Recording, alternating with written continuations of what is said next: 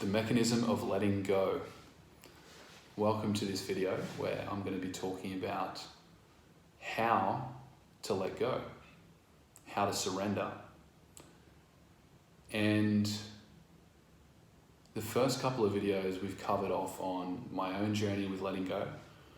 Then we looked at the ways that the mind typically deals with emotions. And that's all just been setting a foundation for this, which is how to actually start using this practice. You can use this practice anytime, any place, doesn't matter what you're letting go of, and it will give you an immediate feeling of lightness and freeness compared to whatever you were just feeling previous to that. So let's get into it. What is letting go? Letting go is like the cessation of an inner pressure or the dropping of a weight. It's accompanied by a sudden feeling of relief and lightness.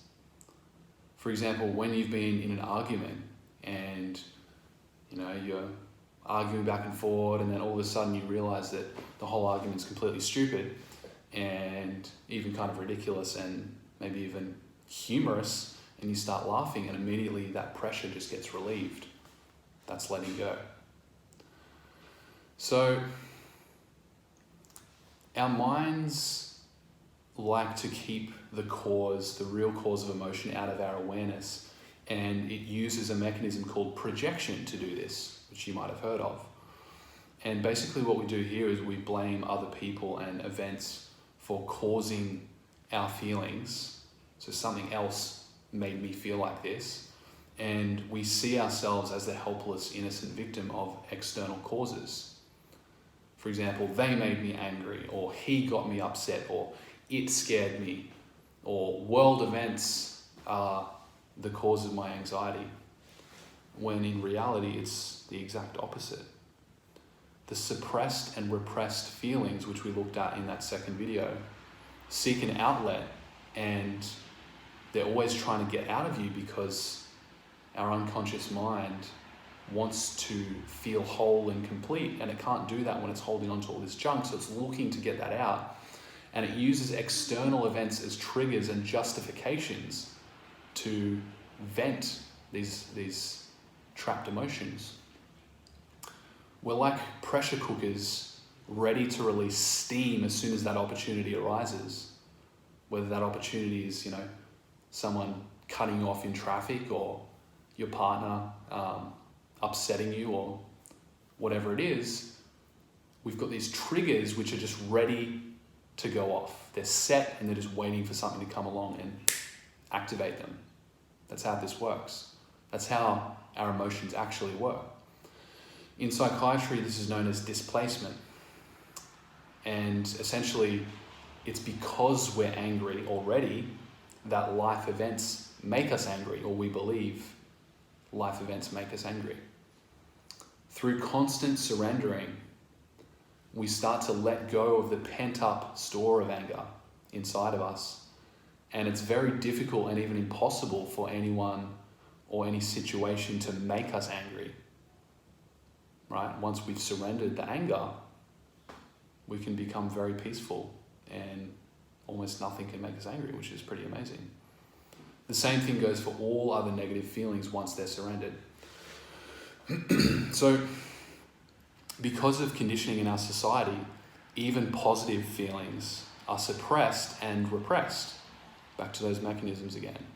Suppressed love results in the broken heart of the heart attack. Holding back that love because you believe it's going to get you hurt actually results in the long term in a heart attack. Can do. Suppressed love can re-emerge as excessive adoration of pets and various forms of idolatry, obsessions, even things like, think of hoarding or excessive materialism, where our love is projected out onto something else in the place of a human relationship or another relationship, and it can become a form of idolatry. True love is free from fear and characterized by non-attachment. Fear of loss energizes undue attachment and possessiveness. For example, the man who is insecure about his girlfriend is a very jealous person. When the pressure of suppressed and repressed feelings exceeds the individual's tolerance level, the mind will create an event out there upon which to vent and displace itself. That accumulation of feelings has to get out, and it will create something if it has to trigger those feelings out. And it's very sneaky and tricky how our minds do this, and it's so clever that we are almost always convinced that it's actually just life happening to me. Pretty interesting. So the person with a lot of suppressed grief will unconsciously create sad events in their own life.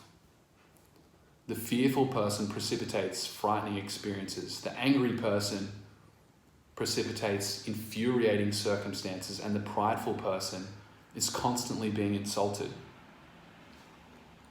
As Jesus said, "Why do you see the splinter in your brother's eye and do not feel the beam which is in your own?" All of the great masters point us within for the answers. And to go a step further, to get an understanding of this, we see that everything in the universe emits a vibration. Everything. The higher the vibration, the more power it has to create. The lower the vibration, the more force is needed to achieve results. Emotions also, because emotions are energy, emit vibrations. These emotional vibrations affect the body's energy fields and reveal effects that can be seen, felt, and measured. This has been captured by the work of various different people, such as Thelma Moss, who used Kirlian photography to detect these biofields, what the Russians call bioplasma, what we in the West have a different name for. And it's also detectable in muscle testing, which shows how energy changes according to our emotions. Our energy fields are constantly shifting based on what we're feeling. So it's clear that our basic emotional states are obvious to all of those around us and the universe at an unconscious level. We're constantly transmitting how we feel. Now, the mind has no dimension or size, and it's not limited in space. Our minds are not what we tend to think they are. Our model of the brain being where our minds are is just a concept. In reality, the mind is infinite in size, and it transmits its basic state via this vibrational energy over an unlimited distance. So at all times, we are unwittingly and routinely affecting others by whatever we're feeling. This is pretty crazy when you think about it. Our emotional state and our thoughts are constantly transmitted, and these can actually be picked up and received consciously by psychics, people who are able to detect these vibrations from a great distance. That can be demonstrated experimentally, and it's the subject of great interest in advanced quantum physics. So because our emotions emit a vibrational energy, they affect and determine the people who are actually in our lives. Our life events become influenced by our repressed and suppressed emotions on the psychic level. So anger attracts angry thoughts, attracts people into our lives who trigger that anger, and what's within turns into what is outside of us. The basic rule of the psychic universe is that like attracts like. Similarly, love attracts love. So the person who's let go of a lot of the inner negativity is surrounded by loving thoughts, loving events, loving people, and loving pets. Sounds beautiful. This principle explains many scriptural quotations and common sayings that have puzzled the intellect, such as the rich get richer and the poor get poorer. And also the saying, those who have keep on getting more. Those who don't have, even the little that they have gets taken away from them. This is something that's puzzled a lot of people for a long time, because it doesn't make sense according to our Newtonian models of the universe. As a general rule, people who carry the consciousness of apathy bring poverty into their lives.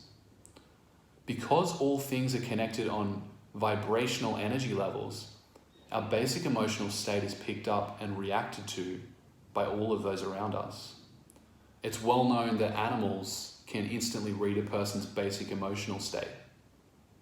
Think about dogs. A dog is very good at detecting if you're happy or if you're sad. And how are they doing that? Well, some would say that they're reading your body language or the pheromones that you're excreting. But actually what's going on a deeper level is they're in tune with that vibrational level of how you're feeling. There are experiments showing even the growth of bacteria is affected by human emotions, and that plants register measurable reactions to our emotional state. As we go through this series, I'm going to post links to some of these studies so you can check this out for yourself. So, how do you let go? Having said all that, bit of a foundation of understanding, how do you actually do this letting go thing? And I want to say up front that your mind will naturally want to make this more complicated than it is. It's really, really simple. It's actually so simple that the mind is kind of like, nah, that can't be it. It is. So letting go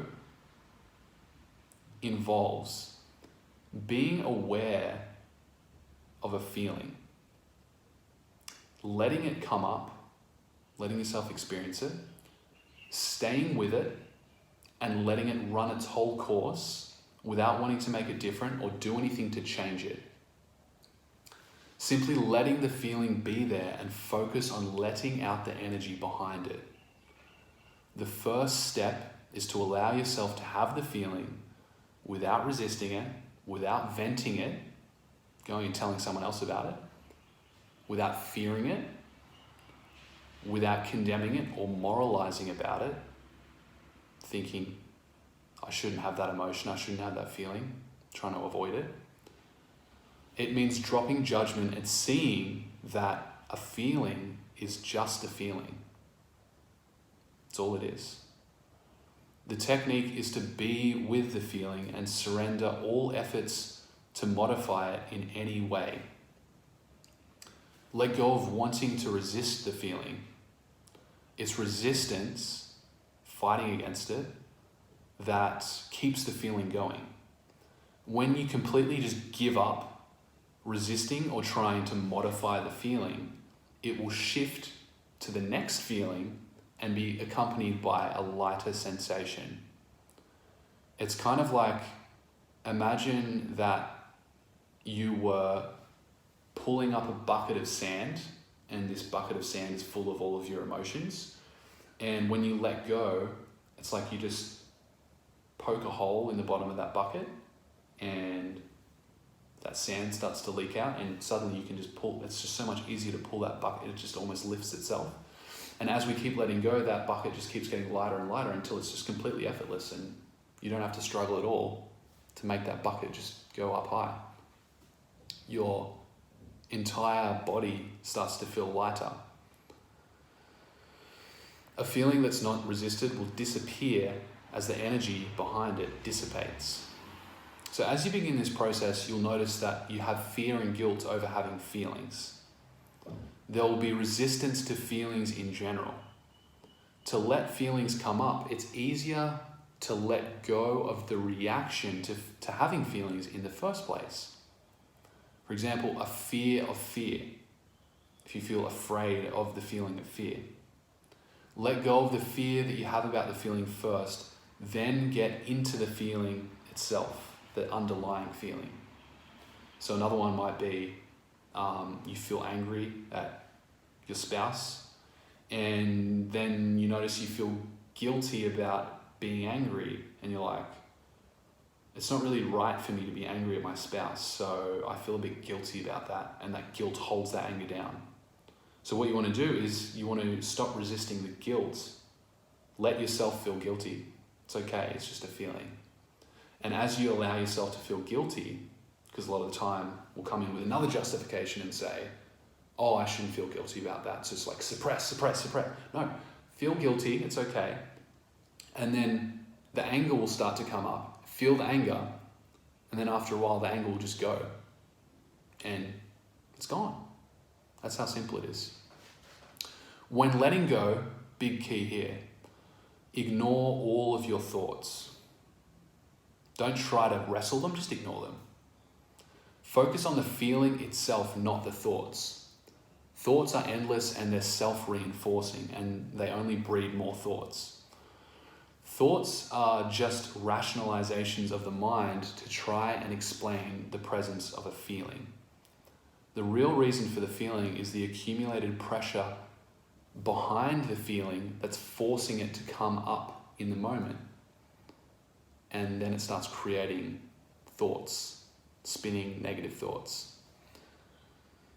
The thoughts or external events are only an excuse made up by the mind.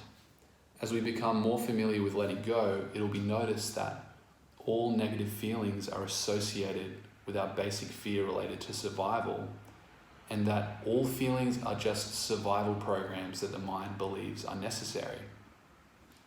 The letting go technique undoes all of these programs progressively, which is really amazing. Through that process, the underlying motive behind the feeling becomes more and more apparent. So as you're surrendering, as you're letting go of thoughts, feelings are coming up. You start to realize these feelings are just here because some deep part of me believes that I need to feel these feelings in order to survive. And we start to relinquish that, and we start to experience deeper and deeper levels of freedom, and that fear of survival starts to vanish, which is really amazing. To be surrendered means to have no strong emotions about a thing. It's okay if it happens, and it's okay if it doesn't. When we're free, there is a letting go of attachments. We can enjoy a thing, but we don't need it for our happiness. There's a progressive diminishing of dependence on anything or anyone outside of ourselves. These principles are in accord to the basic teaching of the Buddha to avoid attachment to worldly phenomena, as well as the basic teaching of Jesus Christ to be in the world but not of the world. Sometimes we surrender a feeling and we notice that it returns or continues. This is because there's more of it yet to be surrendered. We've stuffed all these feelings down all of our lives, and there can be a lot of energy pushed down that needs to come up and be acknowledged. When surrender occurs, there's an immediate lighter, happier feeling, almost like a high. By continuously letting go, it's possible to stay in that feeling of freedom. Feelings come and go, and eventually you realize that you're not your feelings, but the real you is merely witnessing those feelings. You stop identifying with them. The you that is observing and is aware of what's happening always stays the same. As you begin to become more and more aware of the changeless witness within, the witness, witnessing those feelings rather than being those feelings, you start to identify with that level of consciousness. You become progressively primarily the witness rather than the experiencer of phenomena, which is constantly changing. Phenomena's always different. And if you attach to what's always changing, you will feel like that. You will feel that chaotic sense of being thrown around all the time. You get closer and closer to the real self as you let go, and you begin to see that you've been duped, you've been tricked by feelings all along. You thought you were the victim of your feelings. Now you see that they're not the truth about you. They're merely created by the ego, the collector of programs, which the mind has mistakenly believed are necessary for survival. The results of letting go are deceptively quick and subtle, but the effects are very powerful. Often we've let go, but we think we haven't. As you start to get into this process, you'll start to notice this. It's our friends and our family who make us aware of the change. One reason for this phenomenon is that when something is fully surrendered, it disappears from our consciousness. And I used to experience this when I started learning NLP. We would do these breakthrough exercises.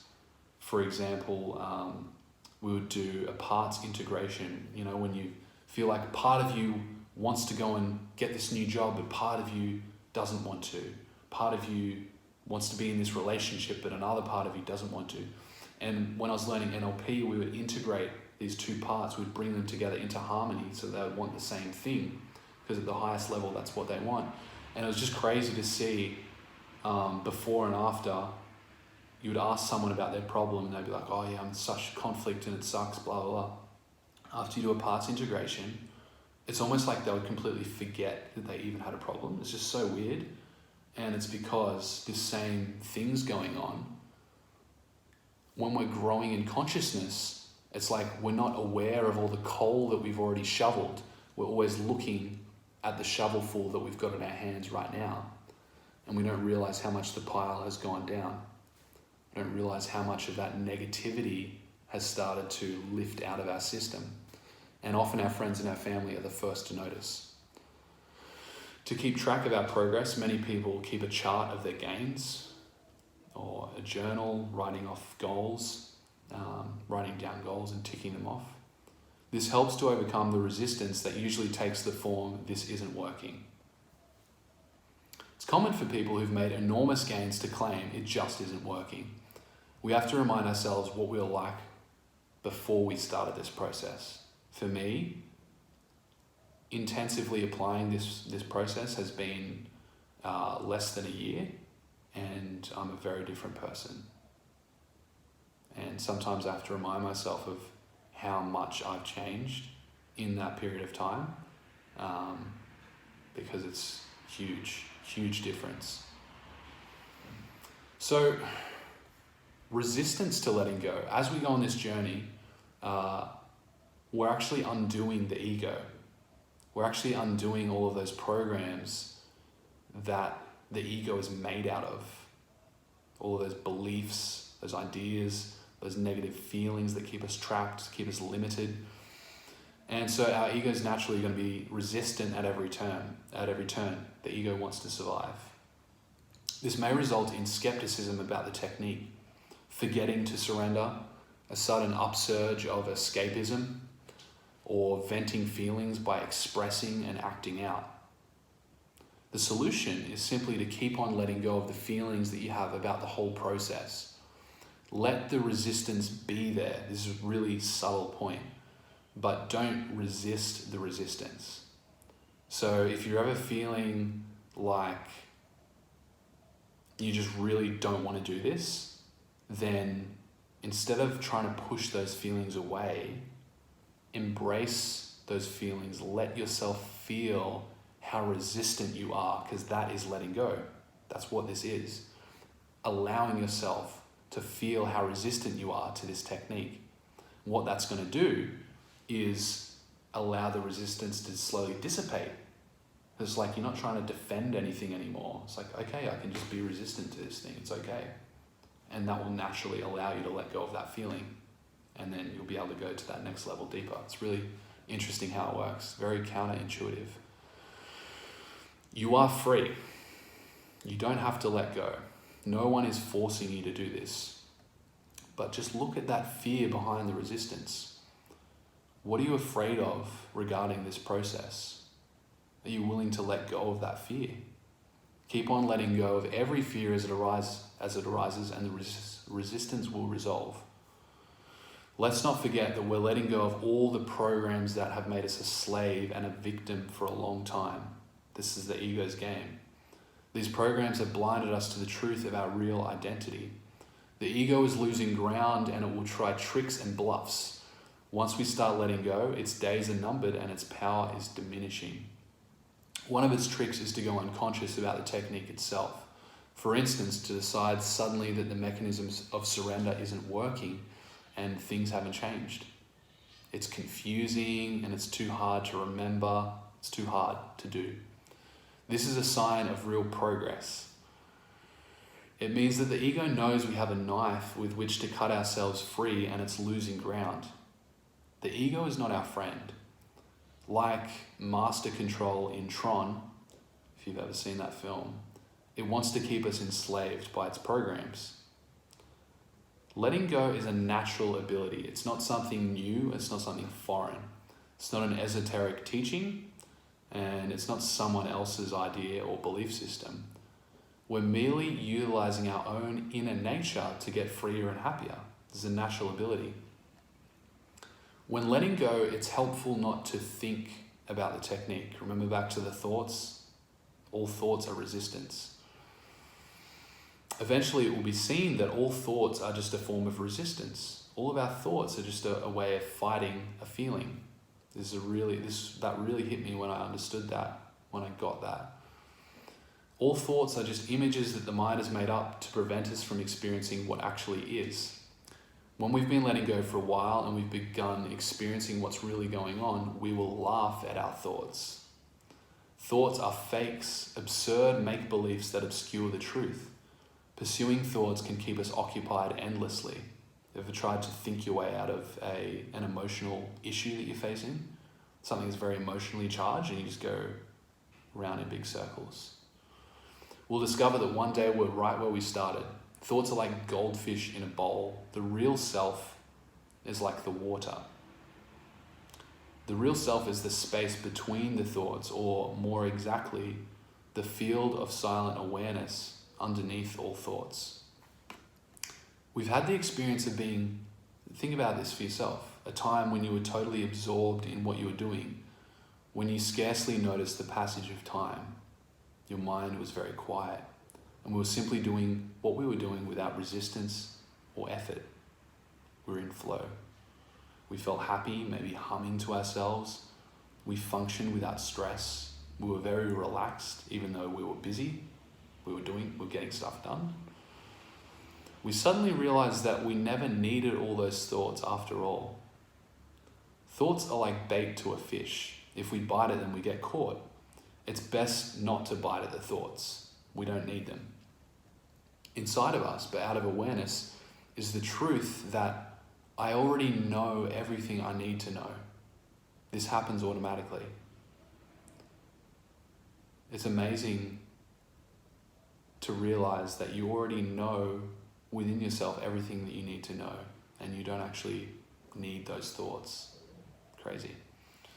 Paradoxically, one resistance to surrendering is due to the effectiveness of the technique. What happens is that we keep letting go when life isn't going too well.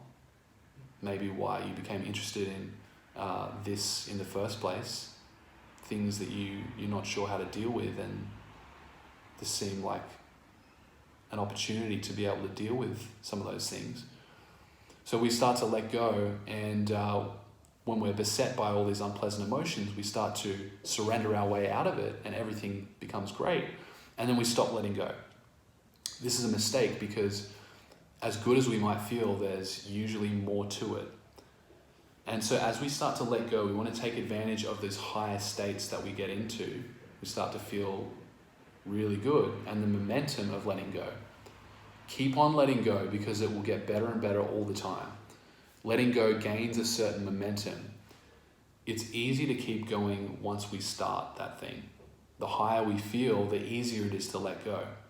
And once we're getting to those higher states, that's a really good time to reach down and let go of some things which are those real suppressed and repressed bits of garbage that we wouldn't want to tackle if we were in the dumps. There's always a feeling to be let up and surrendered. When we're feeling good, the emotions are just more subtle, less noticeable. Sometimes you'll feel stuck with a particular feeling. Simply surrender to the feeling of being stuck. Just let it be there and don't resist it. Like the resistance, just let it be there. If it doesn't disappear, see if you can let go of the feeling in bits and pieces. Another block that might occur is the fear that if we let go of our desire for something, we won't get it. This is there's just so many subtle little things that are so counterintuitive, but once you see, you're like, oh, that's how that works, and you apply it, it's like, wow. So the common fear that if we let go of the desire for something, we won't get it. So from the very outset, we're laying the foundations here. This basically concludes this video of the mechanism of letting go, how to let go. So simple, and in practice, so effective. And you can just start doing this straight away. You can do it right now. But from the very outset, we want to establish a few things. We want to let go of a few beliefs, and this will really help us progress through this whole journey very easily and more effortlessly. And those beliefs are commonly held beliefs. Number one, we only deserve things through hard work, struggle, sacrifice, and effort. Might be useful to let go of that one. Number two, suffering is beneficial and good for us. Number three, we don't get anything for nothing. Number four, things that are very simple aren't worth much. So, by letting go of these psychological barriers to the technique, this will allow us to enjoy its effortlessness and ease. So that's the end of this video. Mechanism of letting go, simply allow the feelings to be there without resisting them, judging them, fearing them, moralizing them. Just let them be. And you will start to see some profound shifts in the way that you feel. In the next video, we're going to go into the anatomy of emotions, which is going over how you're going to start to shift through some of these different levels of emotional state. And I'm really looking forward to doing that. All right, I'll see you on the next video.